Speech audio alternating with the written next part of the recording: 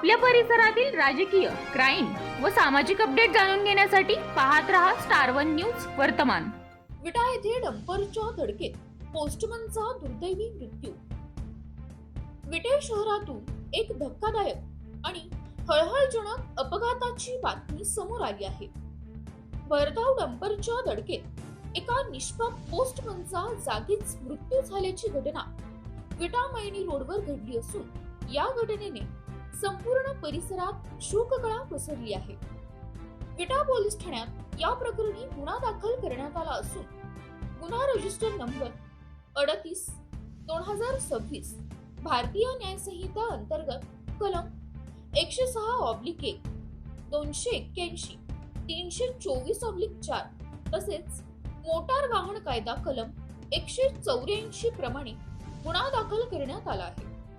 या प्रकरणात फिर्यादी म्हणून अजय संजय माने, वय वर्ष 34, व्यवसाय खाजगी नोकरी, राहणार हनुमंतनगर, विटा यांनी तक्रार दिली आहे। नेमकं घडलं काय? ही घटना दिनांक 22 जानेवारी 2026 रोजी सकाळी सुमारे 11:50 सुमारास विटे शहराच्या हद्दीत विटा मैनी रोडवरील सिद्धार्थ किराणा स्टोअर समोर घडली।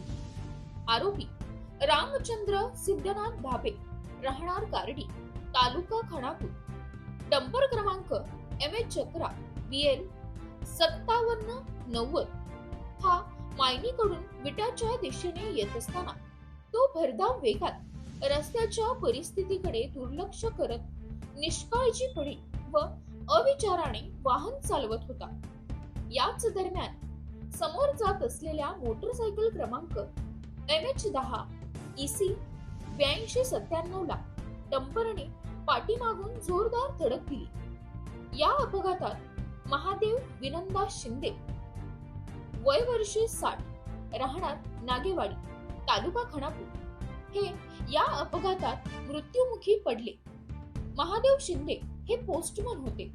ते नेहमीप्रमाणे विटा येथील टपाल नेण्यासाठी कर्तव्यावर जात असताना हा दुर्दैवी अपघात घडला। डंपरच्या धडकेमुळे त्यांना गंभीर मार लागला आणि उपचारापूर्वीच त्यांचा मृत्यू झाला। या अपघातात मोटरसायकलचेही मोठ्या प्रमाणात नुकसान झाले आहे। या प्रकरणी विटा पोलीस ठाण्यात गुन्हा दाखल करण्यात आला असून सदर गुन्ह्याचा पुढील तपास पोलीस उपनिरीक्षक कांबळे हे करीत आहेत। प्रश्न उपस्थित होतात, शहरातून भरधाव वेगात अवजड वाहने का जात आहेत?